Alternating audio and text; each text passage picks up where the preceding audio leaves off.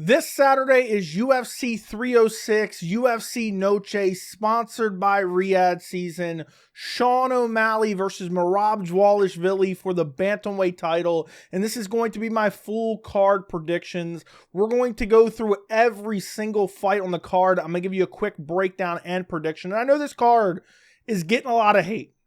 And I understand the whole ticket prices were outrageous and the card kind of under-delivered compared to what Dana White was making it out to be. I am very excited for this card. I think the fights will absolutely deliver. The matchups they have on this card are incredible. And the top three fights, I cannot wait for. Let's jump into it. First fight on the card, Raul Rosas Jr. versus Aoriqileng. I mean, this one's pretty self-explanatory. Aoriqileng struggles with grapplers. He's not a horrible grappler, but he's losing his last fight, ends up getting nutshotted, and ends up basically quitting. He had been nutshotted, I think, once before as well in the fight. Before that, beat Johnny Munoz Jr., but got out grappled in that fight a little bit. Like, got taken down, controlled. At one point, I think he even gave up his back. And he's not a guy that's been super consistent. And then you have Raul Rosas Jr., whose only loss in the UFC is against Christian Rodríguez, who's like an anti-grappling god. It may have even missed weight for that fight. And then after that, absolutely destroys Terrence Mitchell, KOs him, and then submits Ricky Turcios. In this matchup, it's kind of striker versus grappler, but Raul Rosas Jr. has good hands and good power as well. I'm going Raul Rosas Jr. to get a submission in this fight.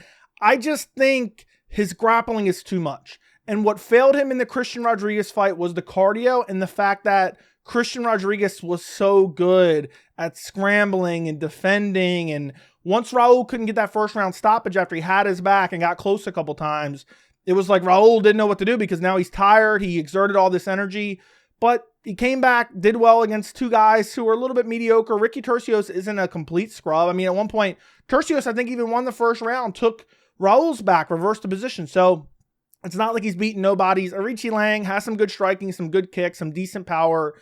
But like, he's beaten Johnny Munoz where he got taken down in that fight. I think he even gave up his back in that fight. He lost to Amin Zahabi, got KO'd there. I think Raul Rosas Jr., his hands are improving. He's young. He's only 19 years old, going on 20. He's rapidly improving.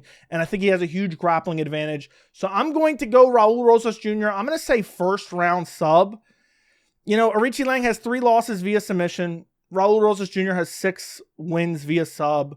You know, I'm going to say maybe Aoriqileng, he has some decent grappling once he gets taken down. I'm going to say maybe he survives to the second round. I'm going to say Raul Rosas Jr. second round, rear naked choke submission in the first fight of the night. Next fight on the card, Edgar Cháirez versus Joshua Van. Joshua Van stepping in on short notice for Kevin Borjas. And Joshua Van's hype, I mean, he didn't have crazy hype, but it kind of took a hit in his last fight. Got finished by Charles Johnson. And Edgar Cháirez is actually super underrated, to be honest. I know he beat Daniel Lacerda twice. One of them got overturned because it was a premature stoppage. So they said, oh, we're not going to call it, even though I think he actually did choke him out in that. Before that, lost to Taishiro Taira. People forget he had him in a guillotine at the end of the third round. Now, he was getting out grappled, but he has nasty jiu-jitsu. He has decent hands. I think Joshua Van, though, has the striking advantage in this fight. And I don't think that Cháirez has the offensive grappling to like take him down and control him. Van has decent takedown defense. We've never really seen him like dominantly out grappled, and he makes adjustments mid-fight, and he has excellent body shots as well. So I think Van just having the crisper boxing, ripping to the body, Cháirez having some moments on the feet, has some decent kicks, has some good leg kicks, but he's not going to be able to find those kind of moments with the jiu-jitsu where he locks up a triangle or locks up a choke. Like Lacerda, I believe, took him down, immediately got triangle choked in the last fight against Cháirez. And then before that, initiated the clinch and got guillotined and should have been a loss there. So I'm going to pick Van. I do have some reservations considering he is coming in on short notice, but he's 22 years old. I think his boxing is superior to Cháirez's. I'm going to pick Joshua Van to get it done via decision, just kind of outboxing him, ripping to the body. I think this should be a fun fight. But I am a little bit nervous. You know, the Charles Johnson fight was less than 2 months ago, and he got KO'd in that fight. So don't be surprised if Cháirez hurts him on the feet and then finds a sub on the ground as Van tries to scramble back up. If I was picking Cháirez, I'd pick him via like a guillotine. But I'm going to say Joshua Van outboxes him to a decision. Next fight on the card, Yasmin Jauregui versus Ketlen Souza. This is an easy fight to pick. There's not really a whole lot to break down here. I think Ketlen Souza is not good at all. You know, to be honest, I mean, she beat Marnik Man via decision. You beat Marnik Man via decision, you deserve to get cut. That's how bad Marnik Man is. She's horrible. Before that, lost to Karine Silva, got submitted in the first round. Before that, outside the UFC. And she's just kind of okay everywhere. She doesn't have a particular style. She's gone 5 rounds outside the UFC before, so she has decent cardio. But Yasmin Jauregui, I've actually had kind of my eye on her for a bit. I understand she got KO'd by Denise Gomes. But I think Jauregui has good pressure, good cardio, good grappling, good finishing instinct as well. I mean, she brutalized Estela Nunes. That was 2 years ago, though. She's 25 years old. I think she gets it done here. Pressure and striking. And I think her volume is going to be too much for Ketlen Souza. And she's kind of a finisher, too. I mean, she goes out there and she finishes some of these girls. KOs Estela Nunes. Has a KO, a couple KOs outside the UFC as well.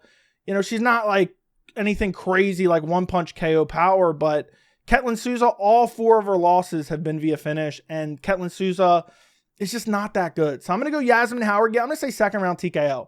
I think the pressure, volume, and pace for Souza is going to be too much. I think Yasmin Jauregui finishes her in the second round via TKO. Next fight on the card, we have Manuel Torres versus Ignacio Bahamondes. I cannot wait for this fight. And this is a very tough fight to pick, to be honest. Very tough fight to pick. No matter what, it's going to end in a finish. Torres has 14 finishes. Bahamondes has 11 finishes, which is crazy. Both of them are very hittable. You look at Manuel Torres' last few fights, Chris Duncan even touched him up a little bit. Before eventually Torres hurt him, finished him via rear naked choke. Before that against Nicolas Mota, Mota even landed some shots before he got brutally KO'd with an elbow. Frank Camacho was landing on his chin before he got KO'd. I mean, it's just a history of Torres getting touched on the chin by guys who aren't as good as Ignacio Bahamondes. And Bahamondes is kind of a similar, I don't want to say a similar style, but he's very aggressive, but I think he's a little bit more technical on the feet. He finished Christos Giagos in his last fight via head kick. Before that, lost to Ludovic Klein. And what I think this fight comes down to, and this is great matchmaking by the UFC, and by the way, you have a massive 5-inch height advantage for Ignacio Bahamondes, but only a 2.5-inch reach advantage. I think this is a 50-50 fight. I think it's going to be primarily standing. I think both guys are going to land. So for me, it comes down to who has more power. And I think Torres has more power. Bahamondes is getting touched up a little bit by Trey Ogden. I know Trey Ogden's actually decent, but getting touched up by Ludovic Klein. Ludovic Klein's mixing in the grappling, but Torres has grappling too and really good jiu-jitsu as well. So I'm going to say, I think they're going to come out and try to brawl a little bit. And I think in a brawl, I favor Torres. In more of a technically paced, fight, I favor Bahamondes. But I think Dana White's going to give all these guys a pep talk beforehand. They're all going to go out there looking for bonuses. And I mean, Torres and Bahamondes fight that way anyway. And I think Torres is going to get clipped. I see this being a crazy fight while it lasts, but Torres hurts him. And then I'm going to say he follows him to the ground. He hurts him, but doesn't finish him. Follows him to the ground and submits him via rear naked choke. I think that's what ultimately is going to happen. I could see both guys getting rocked in the first round. I don't see it getting out of the first round. Either way, I think first round this fight ends, whether it's Bahamondes finishing via TKO, Torres KOing him or submitting him. But I'm going to go Manuel Torres, first round rear naked choke to get it done. And I just think it's the power advantage. I think Torres can take the bigger shots from Bahamondes and eventually rock him and then find a finish, whether it be ground and pound or submission. But I'm going to say Torres gets it done, first round rear naked choke. Next fight on the card, the featured prelim, Irene Aldana versus Norma Dumont. This is another one of those fights that's kind of tough to pick, to be honest. And it's women's MMA, so it could go either way. Look, I think Dumont's a little bit more well-rounded. We've seen Aldana out-grappled before, but it was by Nunes. But she hasn't been taken down before. I think Rosa took her down as well. She almost lost to Macy Chasson by getting out-grappled, then found that up kick to the liver, which was absolutely insane. She's 36 years old. She's taken a lot of damage. Her fight against Carl Rosa was an absolute war. Her fight against Amanda Nunes, he was a sacrificial lamb, got absolutely dominated at UFC 289 last year. And Norma Dumont's coming in on a 4-fight win streak. Beat up Geraint Durandamine. Beat up Chelsea Chandler. Had her running for her life like Forrest Gump. Beat up Carl Rosa. Was nowhere near the war that Irene Aldana was in. So I'm going to pick Norma Dumont. I think she gets it done. I think Aldana has the crisper boxing for sure. But I think Dumont probably has a little bit of a power advantage. I mean, that's a bit of a stretch. But also she can mix in the takedowns, mix in the ground control, mix in the clinch work. And also, I don't think she's taken nowhere near the amount of damage that Irene Aldana has taken in her career. So at 36 years old, going on 37, slight height and reach advantage for Aldana. I think Dumont just puts it all together and wins a decision. I'm going to pick Dumont, maybe like a 29-28 decision win over Aldana. I think she mixes in the grappling, and I think the grappling and the clinch control will be the difference in this fight. I'm picking Dumont to win via decision. Next fight on the card. Main card. First fight opening up the main card. Ronaldo Rodríguez versus Ode Osbourne. Now, I understand the complaints about this fight opening up the main card. Like, I think Raul Rosas probably should be opening up the main card, but I still love this fight. This is a badass fight, but there's no doubt the UFC books certain matchups to kind of promote certain guys because they give them a favorable matchup kind of on in a coming out party, you know? And I think that's kind of what this matchup is for Ronaldo Rodríguez. I don't know for sure because we've only seen him fight once in the UFC against Dennis Bondar. It was a competitive fight, eventually gets the finish via rear naked choke. Looked good. He was able to take a shot in that fight, was getting touched up, but man, he's just an absolute savage, has nasty leg kicks, is willing to bite down on the mouthpiece and go crazy. He has great BJJ, good scrambles, good submission ability. And I think that's what this fight comes down to be honest. I just think Rodríguez has the grappling and Ode Osbourne does not. And I think in the stand-up, they're pretty close. I think Ode Osbourne's definitely more technical, but Rodríguez's power and speed, I don't necessarily think he has a huge speed advantage, but he can keep up with Osbourne and he's going to have more power and more finishing ability as well. I mean, he has 12 finishes, which is just insane. 16 fights, 12 finishes. And I think he has a massive grappling advantage. So I'm going to pick him to beat Ode Osbourne. I'm going to pick him to sub him. I mean, honestly, Ode Osbourne, you look at his last few fights, Jafel Filio subbed him. Before that, lost this via submission against Asu Almabayev. Lost to Tyson Nam, 4 fights ago. Beat Charles Johnson. It was split decision. So I think this is one of those matchups the UFC booked to make Ronaldo Rodríguez look good. He's a Mexican prospect. He's 25 years old. He's on the come up. He is at an 8-inch reach disadvantage, which is crazy. I just now noticed that, even though a 1-inch height disadvantage. So I do think Ode Osbourne's going to have the, kind of standing advantage because he's going to be able to maintain the distance. But Ode Osbourne, it's like, once you get him down, his jiu-jitsu's just like shit.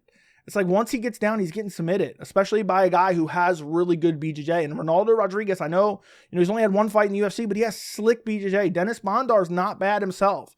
And he looked good on the ground against Dennis Bondar. And even when he was taken down, he was scrambling well. He was throwing up subs himself. And I think Ode Osbourne, if he ends up in any grappling exchanges, I think Rodríguez is going to come out on top. So you know what? I'm going to pick Ronaldo Rodríguez. I'm going to say first round rear naked choke. I'm going to say, probably lands a good shot, shoots a double leg takedown, gets him down. Ode Osbourne tries to scramble back to his feet really quick, ends up in a rear naked choke, ends up giving up the back, and then eventually gives up the rear naked choke.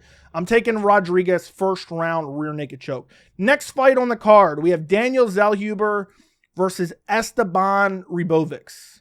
Or Ribovics. I'm not sure how you pronounce it. I don't remember. Look, Esteban Ribovics, I think he looked really good against Terrence McKinney.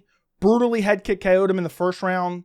But I think Daniel Zellhuber is kind of the future, man. I think he's a really good prospect. I think he's one of those guys that's eventually going to be ranked in the top 15. And I also think this is one of those matchups, again, to promote the Mexican fighter. Stylistically, this is a great fight. So no matter what, it's going to be fun, no matter who wins.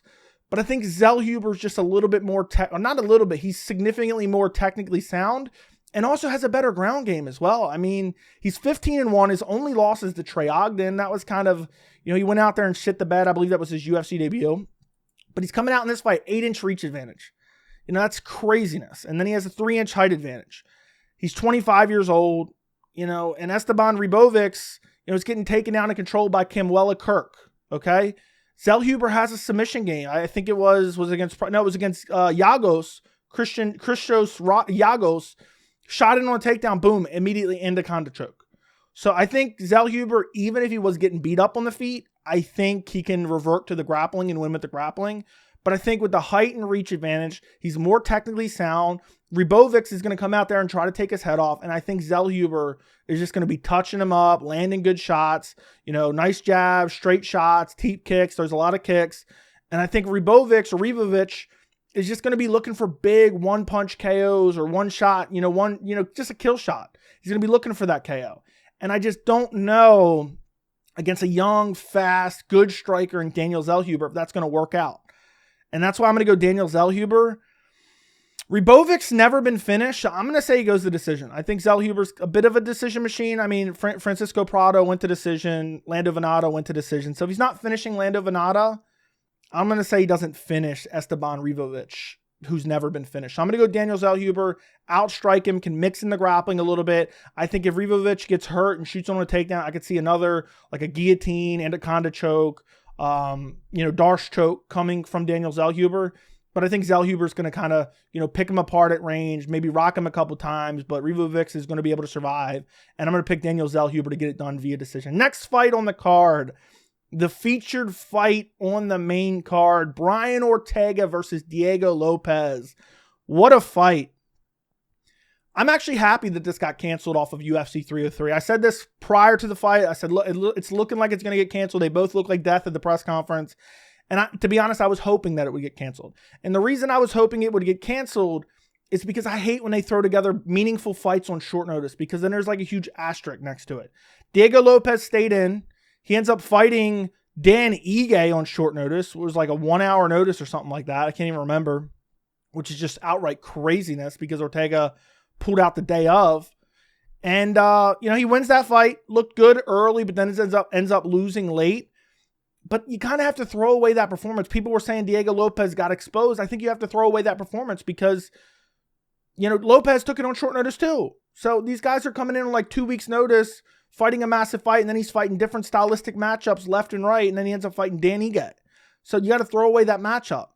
When I look at this matchup, I really could see it going either way. Brian Ortega's really never been finished by TKO or KO. I know technically he has been twice. One of those was a doctor stoppage. One of them was a shoulder injury. So it's not like he's ever been KO'd. He's taken a lot of damage. Took a lot of damage from Max Holloway in the doctor stoppage fight. Took a lot of damage against Alexander Volkanovski.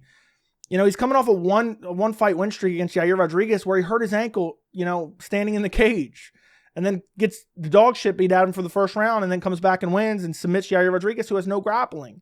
Before that, was a shoulder injury 2 years ago against Yair Rodríguez. Before that, got destroyed by Alexander Volkanovski. That was 3 years ago. Took a lot of damage in that fight. So he hasn't been particularly active. I mean, the fact that win over Yair is, 6 months ago, and then before that, you're looking at his last win was almost 4 years ago. So to get 2 wins out of Brian Ortega, you have to go back to Chan Sung Jung almost 4 years ago, where Diego Lopes beats Dan Ige on short notice. Before that, KOs Sadiq Youssef at UFC 300. Before that, KOs Pat Sabatini, which is a quality matchup as well. Before that, submits Gavin Tucker. Before that, lost to Movsar Evloev on short notice. And looked good in that fight. And Diego Lopes probably has the striking advantage. Ortega's hands have been getting better. Lopes definitely has the power advantage. I think the jiu-jitsu is going to kind of cancel each other out unless one of them rocks the other. And, originally when this fight was booked and I did my prediction, I picked Lopes via decision just because Ortega is so durable. But I'm going to say Diego Lopes gets him out of there.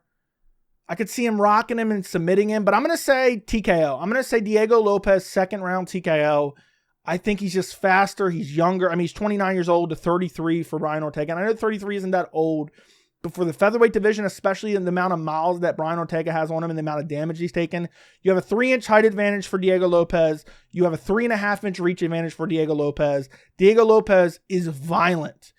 And I just don't know, the beating that Yair put on him in the first round in his last fight, if Lopes starts to put that type of beating on him and starts to kind of flow downhill, I don't think Ortega can come back. I think he's too soft. I think he's too brittle. And I think Lopez's jiu-jitsu is too good. And I don't think Ortega is going to be able to take him down. Ortega doesn't have the best wrestling, the best grappling to be able to take him down and control him and find a submission. Unless Lopes gasses out, which I don't know how good Lopez's gas tank is. I would think it is good, especially for 3 rounds, considering he went, 3 hard rounds with Movsar on short notice. And the Dan Ige fight, he looked kind of sick prior to the fight. It looked like he, was sick at the press conference as well. Had multiple opponent switches. Wasn't originally supposed to fight on that card. So I'll give him a pass for that, kind of gassing out in the 3rd round. I'm going to pick Diego Lopes to get him out of there. I'm going to say 2nd round TKO. I know Lopes is looking to make waves in this big spot on UFC Noche, UFC 306. And I think he's going to have a statement performance. And he's going to send Brian Ortega to lightweight. I just think Ortega's too slow on the feet. He doesn't have as much diversity of attacks, And while his striking has been improving, I think Lopes is just too dangerous, too violent.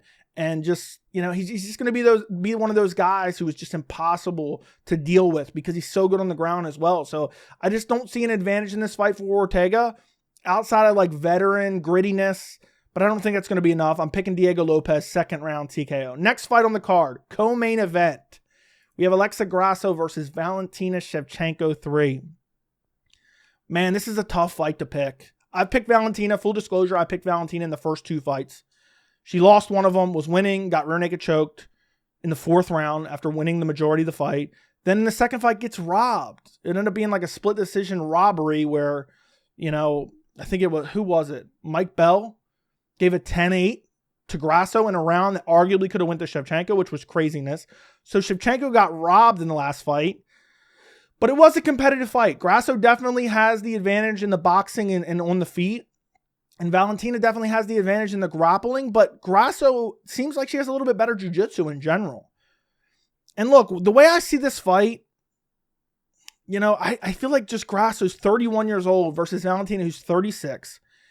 Each fight, I felt like Shevchenko was going to be too much for her, but now Grasso still has the belt after kind of winning it in quote-unquote fluky fashion, even though I don't really believe that, just kind of pulling off a Hail Mary, getting it done. And I think each fight, she's incrementally improving. She's young. She's still getting better. Valentina's thinking, I'm the better fighter. I just got caught in the rear naked choke. Second fight, she's coming in like, yeah, I just got robbed. And then she's going on The Ultimate Fighter and she's telling people not to drink water. Meanwhile, she has those crusty ass lips. So how am I supposed to kind of trust that fight IQ?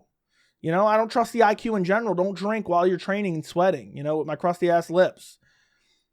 And I just think she's going to come in here and like, yeah, I already beat her twice, but I kind of got screwed over. I got robbed. And, she said she didn't want to fight at Noche, and she said Noche wasn't going to be Mexican themed. And I think Shevchenko is kind of one of those fighters who's a little bit delusional or a lot delusional. And she's like, yeah, they only screwed me because it was UFC Noche. And I think she's going to come in here and maybe try to finish her. Maybe like be like, look, I'm going to put a statement performance here. And I think Grasso, now she's fought Shevchenko twice. She knows everything she needs to know about her. She's going to be more comfortable in there.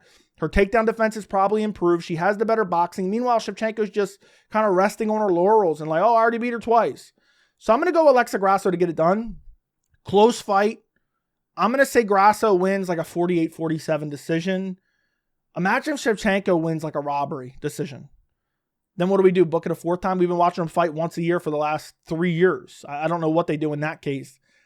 But, I want to just ride out with Shevchenko and just be like, I already picked her the first 2 times. I'm going to pick her the 3rd time and die on that hill. And especially considering I thought she won the last fight, but it was close. It was very, very close.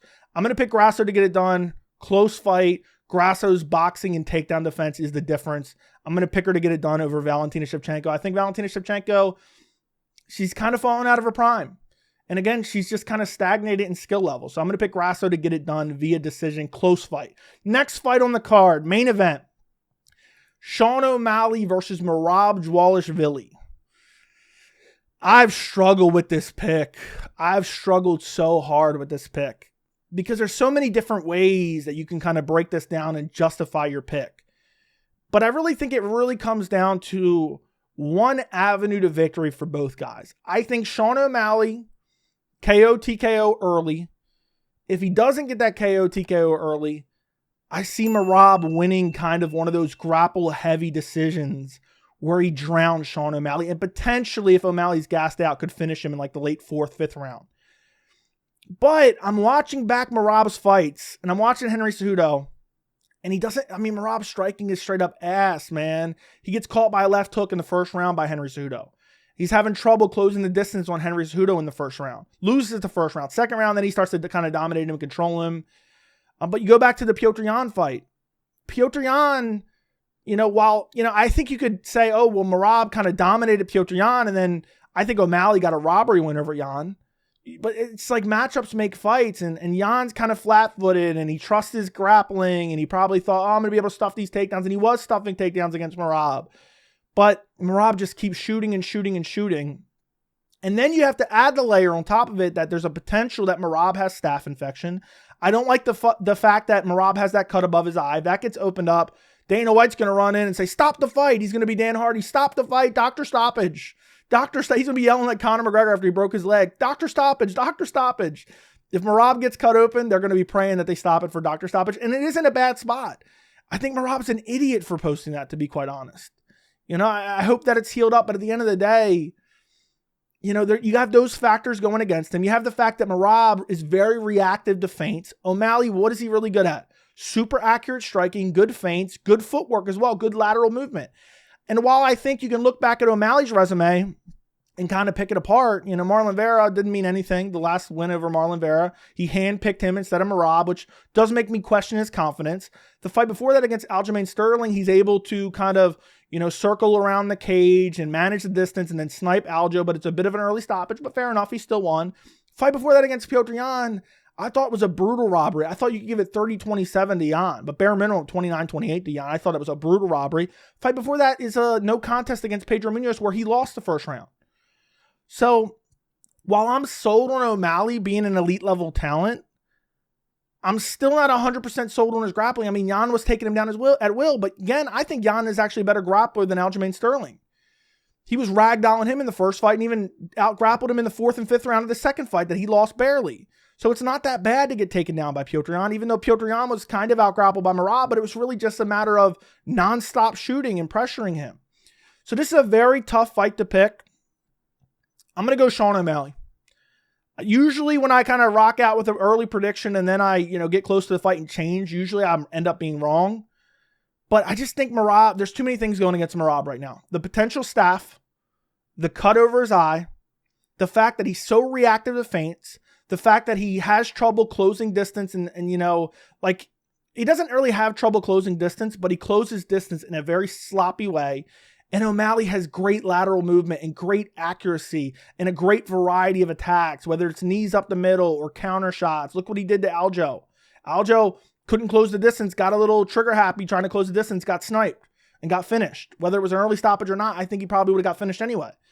And then you have the fact that Merab doesn't have the jiu-jitsu that Aljo has. Merab gets a hold of you and sometimes doesn't even hold you down. It's not like he has crazy control time or crazy dominant ground and pound. He gets a hold of you, kind of ragdolls you a little bit, and usually you can scramble out. And, O'Malley's 5'11", call it 6'2", or call it 6'3", O'Malley says. Compared to 5'6" for Merab, I mean, that's crazy. That's a 5-inch height advantage for Sean O'Malley. Then the reach advantage is a 4-inch reach advantage. And I just see O'Malley circling, feinting a lot. Merab is going to be reacting to it a lot. And unless Merab gets to him early and really starts wearing him down, I see O'Malley finding that kill shot, whether it be a knee, whether it be like a straight right, straight left. I just see him finding the chin. You go back and you look, even Marlon Moraes hurt Merab badly. Hurt him badly. And O'Malley's known for some of the best power in the bantamweight division. I do see a scenario where Merab loses the first round, gets rocked badly, survives, initiates grappling, but still loses the first round, then comes back and starts to wear on O'Malley and wins a decision. And that would have been my initial pick. That's what I was going with for a while. But I just think there's too many factors going against him. I also think Merab's kind of dumb too. And I just, he's a guy that's I'm going to strike with O'Malley. And while I doubt that's going to be 100% the case, he strikes me as the type of guy that's I'm going to strike with him a little bit to prove my point. And boom, he gets chin. And then he's I don't know. So, one thing I do question is the fact, where's O'Malley's confidence at? And I know that sounds crazy and people are going to probably ridicule me for even saying that. But the fact he kind of had to cherry pick Aljo real quick, and I know that's probably partially the UFC's doing, but they kind of forced Aljo into a quick turnaround while O'Malley sat out for a year, kind of preparing for Aljamain Sterling, Henry Cejudo winner. Then, instead of taking on Merab immediately, takes Marlon Vera, who's coming off a split decision win over Pedro Munoz where he eked it out. So it's like an easy title defense rather than fighting Merab. But I believe these are strategic decisions by O'Malley and by the UFC for him to kind of level up his grappling and level up his game.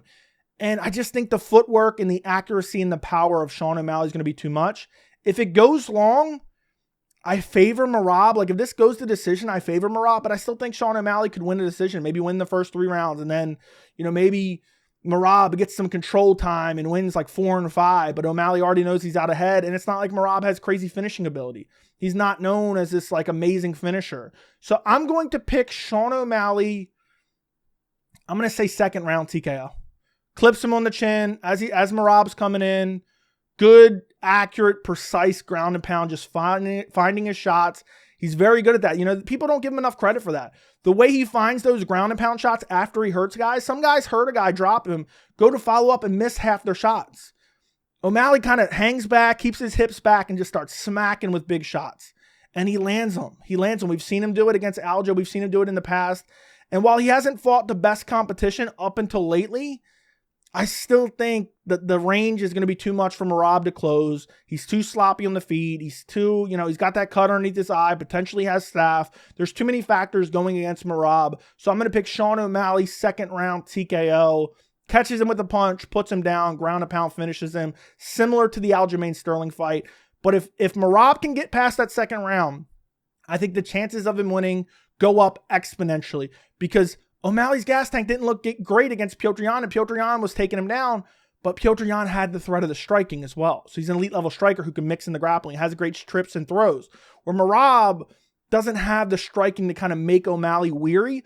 But if O'Malley starts to get tired and then Merab can kind of just charge forward and throw big shots and back O'Malley up, maybe that's where he has the success. But O'Malley's good on the back foot as well. He's great counterpuncher. He showed it against Aljamain Sterling. So I'm picking Sean O'Malley to get it done. Second round TKO over Merab Dvalishvili. Let me know what you guys think down in the comments. Don't forget to like the video, subscribe to the channel, and thank you so much for watching.